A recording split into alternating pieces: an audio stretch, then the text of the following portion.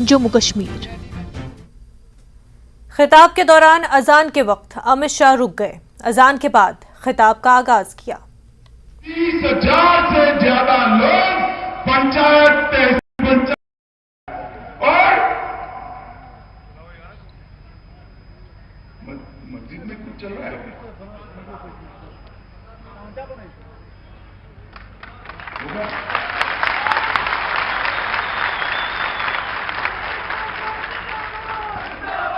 मुझे अभी चिट्ठी मिली मस्जिद में समय हुआ है प्रार्थना का, अब समाप्त हो गया। मैं चालू करूं क्या फिर से? जरा जोर से बोलो, चालू करूं भाई? वजीर दाखिला अमित शाह मुदस्सिर अहमद शेख नामी शहीद पुलिस जवान के घर गए। मुदस्सिर के एनकाउंटर के दौरान शहीद हो गए थे। जैश के 3 गैर मुल्की मिलिटेंटों से लड़ते हुए बहादुर मुदस्सिर शहीद हो गए थे। नीजी भट्ट क्रॉसिंग के करीब यह एनकाउंटर हुआ था। यह खानदान पुलिस फोर्स और कश्मीर के नौजवानों के लिए दहशतगर्दी की खुली मजम्मत करने और अपने बेटे की शहादत को कौमी कुर्बानी के तौर पर मनाने के लिए एक अजीम तरकीब का जरिया रहा है।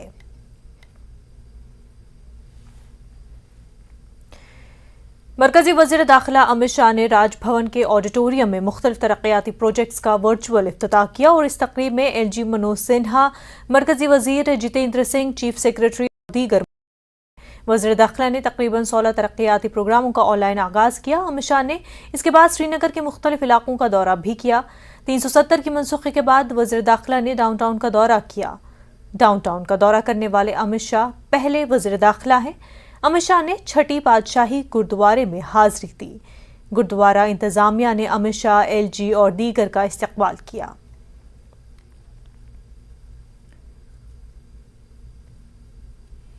अमित शाह ने राजभवन में सिक्योरिटी पर मीटिंग की। इस मीटिंग में फौज के आला अफसरान और दीगर एजेंसियों के बड़े अफसरान ने शिरकत की। 1 साल में किए गए मिलिटेंसी मुखालिफ ऑपरेशन में मालूमात फराहम की गई।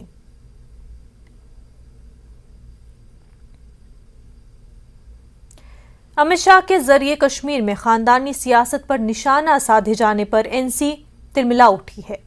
एनसी लीडर गुलाम नबी डार का कहना है, लाखों लोगों ने वोट दिया तब उन्हें वज़ारत आला का ओहदा मिला और इलेक्शन कमीशन ऑफ इंडिया ने भी हरी झंडी दिखाई। आ रहा है कि ये फैमिली रूल के बारे में क्या बात कर रहे हैं? क्या आप यहाँ के लोगों के जो उन्होंने चाहे उमर साहब चीफ मिनिस्टर बने या फारूक साहब चीफ मिनिस्टर बने या शेर कश्मीर चीफ मिनिस्टर बने, खुद बने, वो तब चीफ मिनिस्टर बने जब लाखों लोगों ने उनके लिए वोट किया, उनकी पार्टी के लिए वोट किया। तो आज आप ये बोल रहे हैं कि वो लोग जिन्होंने वोट किया उनमें सियासी जहन नहीं है, उनका सियासी जहन नहीं है। और दूसरी बात, आप तो अपने कमीशंस को भी क्वेश्चन में ला रहे हैं। ये इलेक्शन सारे हुए थे under the auspices of election commission of India. जब इलेक्शन कमीशन ऑफ इंडिया ने इन इलेक्शंस पे कोई जो है टिप्पणी नहीं की, तो आप कैसे ये बोलते हैं कि ये फैमिली रूल है? ये फैमिली रूल नहीं था, ये डेमोक्रेटिक